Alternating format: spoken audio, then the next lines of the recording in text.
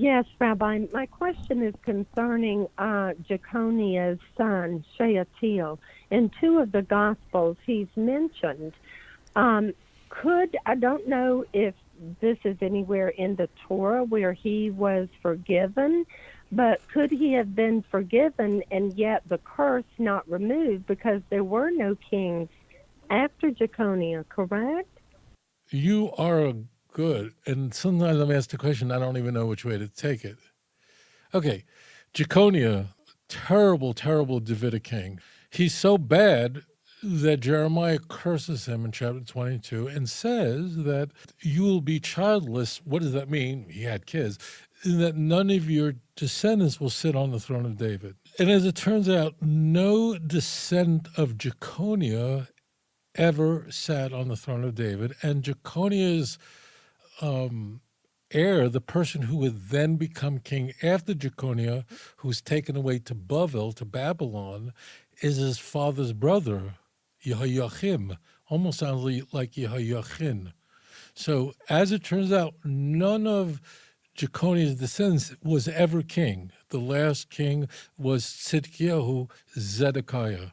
Zedekiah is taken away, and that's the end of the first commonwealth, okay? So this gets very interesting. Okay. There are many opinions about what happened to Jeconiah once he is taken to Bavel. And there is a very strong tradition that when he's carried off by Nebuchadnezzar, he was thrown into a prison where he was alone. And one of the maddening things about being in jail, about being in a prison, is you're really alone. And he didn't have a wife, so he's in a prison alone. And he's such a small prison that he was like in the worst possible situation, the kind of stuff you'd see in a movie. Whatever reason, the Gemara tells that Nebuchadnezzar's wife said, it's not right that you should take a Davidic king, bring him here. He doesn't have his wife. Nebuchadnezzar wanted to sleep with his wife. Wife says, this guy's sitting in prison without his wife.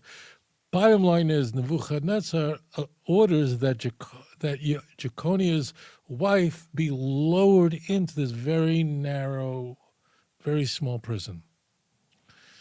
As you can imagine, he was alone, and now his wife is there, and you'd think that he would want to be intimate with her, but as it turns out, at the time, unbeknownst to anyone but Jeconiah and his wife, he discovers that she's not clean. She was, during a period, she was not, she didn't go to the mikveh. She was not. And Jeconiah, at an act of contrition, says, it's forbidden for me to be with you. So he had a guy who was really bad. And this is very, very in style with Tanakh. When Tanakh describes to us people who repent, or in the Talmud, people who repent, it's like they're the worst people in the world. And what happens is, so she's taken away because he can't be intimate with her. She's returned back to him and conceives. So God forgives him. Okay, according to this view. Now, if you don't have the Talmud and all you have is the Bible, so none of Jeconiah's descendants ever sit on the throne of David. Zerubbabel returns back, who was born in Babylon, whose name indicates that it literally means he was conceived, was seated in Bavel, does return, but he's not made a king. He's a governor. There's a big problem with Matthew's genealogy because Matthew's genealogy is problematic because Matthew lists Jeconiah as the 28th generation from Abraham.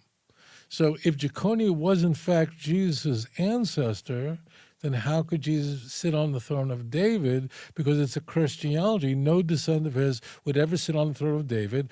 And if what we find in Matthew chapter 1, if that is in fact a reliable record of Jesus, then Jesus can't be the Messiah because Jeconiah is in there.